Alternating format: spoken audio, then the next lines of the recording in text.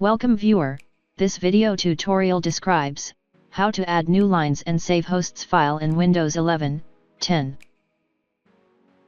Type Notepad in Windows search bar, right-click Run as administrator.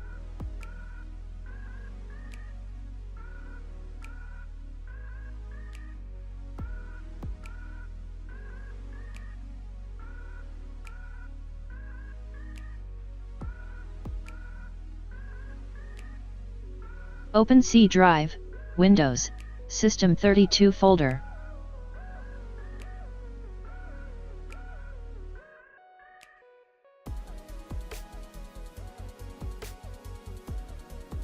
Drivers, etc folder.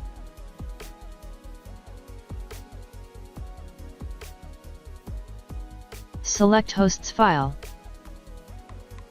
Delete or add new line.